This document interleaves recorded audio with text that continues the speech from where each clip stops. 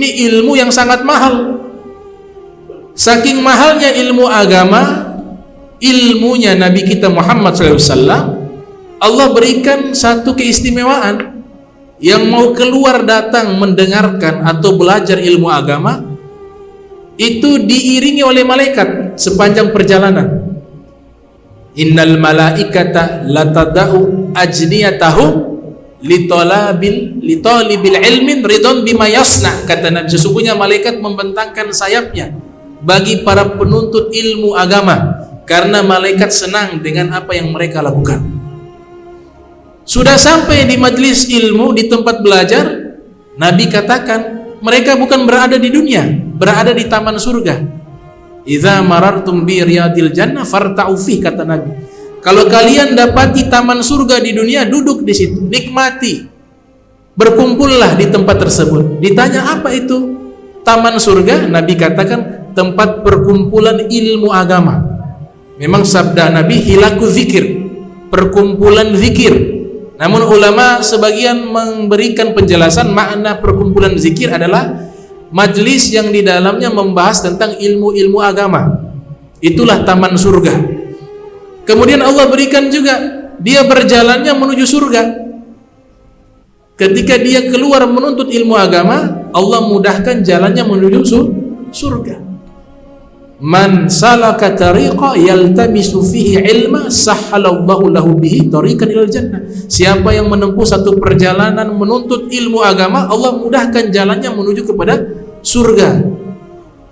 Jadi ilmu ini sangat berharga sehingga Allah berikan berbagai macam keistimewaan ketika kita menuntut ilmu agama. Nah, imam-imam nahu, mereka ketika mendalami ilmu nahu tidak tanggung-tanggung. Ada yang sampai menjadikan keseharian komunikasinya harus pakai ilmu nahu. Jadi bicaranya itu lama, harus disusun juga. Mana fiil, disusun dulu kalimat fiilnya mana, fa'ilnya mana, maf'ulnya mana, kata kerjanya mana, subjeknya mana, maf'ulnya mana, objeknya mana, itu disusun. Jadi kalau ada orang berbicara menggunakan bahasa Arab salah di dalam mengucapkan, sampai ada di antara mereka itu seperti orang yang kaget. Salah ini. Jangan baca hu, bacanya ha. Jangan baca hi, bacanya hu, dan seterusnya. Nah, di dalam kitab Tabaqatnya Al-Imam Suyuti, Imam Suyuti punya kitab tentang kumpulan para ulama ahli nahu. Ada seorang ulama namanya Abu Alqamah.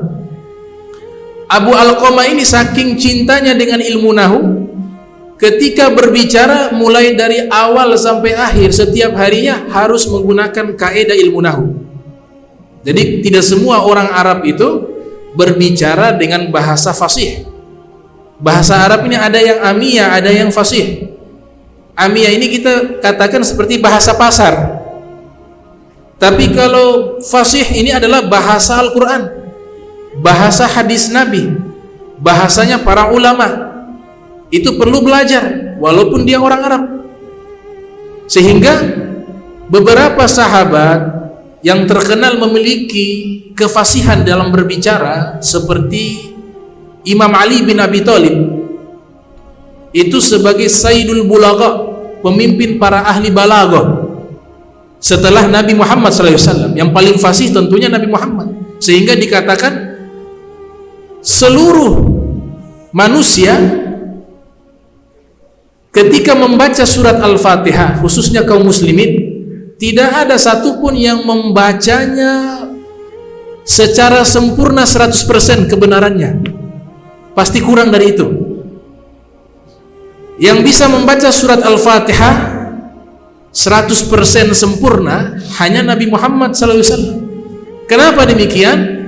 Karena yang bisa mengucapkan huruf do secara benar dan paling fasih hanya Nabi Muhammad. Selain daripada itu tidak ada yang bisa membaca dengan fasih. Sehingga dikatakan afsahu man nataqa bid-dad. Orang yang paling fasih membaca huruf do itu hanya Nabi Muhammad sallallahu alaihi wasallam. Namun setelah beliau ada Imam Ali bin Abi Thalib, disusun oleh para ulama di abad ke-5, abad ke-6 Hijriah, kumpulan pidato beliau, kumpulan surat-surat beliau dengan sastra yang tinggi. Nama kitabnya Nahju Balaghah. Bahkan yang memberikan syarah kitab tersebut bernama Syekh Muhammad Abduh mengatakan tidak ada bahasa yang lebih indah setelah Al-Quran dan hadis Nabi, dan yang ketiga adalah Nahju Balaghah, ucapannya Imam Ali. Jadi beliau katakan yang paling indah pertama adalah Al-Quran, setelah Al-Quran hadis Nabi, setelah hadis Nabi bahasa Arab yang sastranya sangat indah dan sangat tinggi adalah bahasanya Imam Ali bin Abi Thalib, terkumpul dalam kitab namanya Nahju Balaghah. Ada juga Sayyidina Umar bin Khattab, juga terkenal memiliki bahasa yang sangat fasih, sehingga ulama menyusun kitab judulnya Al-Balaghatul Umariyah, membahas tentang sastranya Sayyidina Umar bin Khattab ketika beliau menyampaikan nasihat atau berpidato dengan bahasa yang sangat indah, yang sangat rapi. Kemudian ada Imam Hasan Al-Basri juga demikian, memiliki kemampuan berbahasa sastra yang indah. Dan juga Imam Syafi'i, Al-Imam Syafi'i juga terkenal pakar bahasa Arab. Beliau belajar langsung kepada suku namanya Bani Huzail. Ada suku namanya Bani Huzail di Jazirah Arab, karena mereka orang-orang pedalaman A'rabiyun itu cenderung lebih terjaga bahasa mereka. Jadi bahasa mereka itu lebih mendekati bahasa Al-Quran, bahasa hadis di zaman tersebut, dibanding orang-orang yang tinggal di kota, karena sudah tercampur dengan bahasa-bahasa asing. Tapi kalau Bani Huzail termasuk satu suku yang menjaga sastra Arab yang masih asli. Imam Syafi'i belajar langsung ke suku tersebut, Bani Huzail. Nah, di antara contoh bagaimana indahnya bahasa Arab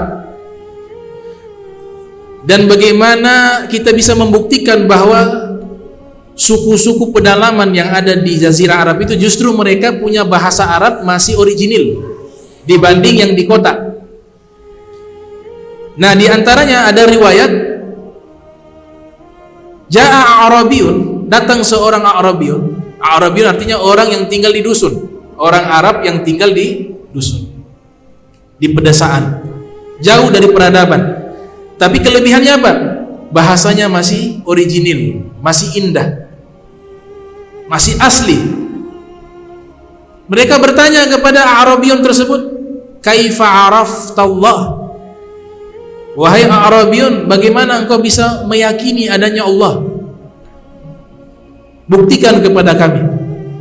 Maka dia menjawab dengan sastra Arab yang indah. Ia katakan, "Al-ba'ratu tadullu 'alal ba'ir wal atharu yadullu 'alal masir. Fas-sama'un dhatu abraj wa ardun dhatu fijaj. Afala tadullu ala alil khabir."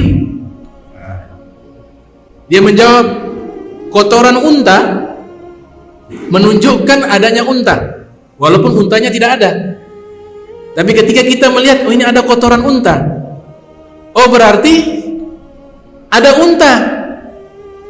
Jejak kaki manusia di atas padang pasir itu menunjukkan adanya manusia. Walaupun manusianya tidak ada di hadapan kita, tapi jejaknya ini sudah bisa membuktikan bahwa adanya manusia. Apalagi langit yang punya bintang-bintang, bumi yang luas ini memiliki jalanan-jalanan yang luas, gunung-gunung. Maka ini cukup menunjukkan adanya Sang Pencipta Allah Subhanahu wa Ta'ala. Nah, itu kalau kita lihat ucapannya itu bukan ucapan yang sembarangan. Itu ucapannya itu mengandung kaidah-kaidah sastra Arab, sajak. Ada juga seorang ulama bernama Al-Imam Qasim Ibn Ibrahim, ketika memberikan nasihat juga menggunakan sastra Arab. Jadi nasihat, tapi nasihat tersebut terdengar indah. Kenapa bisa indah? Karena tadi mengucapkannya dengan balaghah, dengan sastra, dengan ilmu. Dia katakan begini, "Kam min wajhin subih wa khaddin malih wa badanin sahih wa lisanin fasih asbaha fil adzabi yasih baina atbakin nar la yastarih." Kalau kita perhatikan nasihat tersebut, bagian akhirnya diakhiri dengan ha. Kam min wajhin sobih wa khaddin malih wa badanin sohih wa lisanin fasih asbaha fil azabi yasih baina atbakin nar la yastarih. Indah itu bahasa.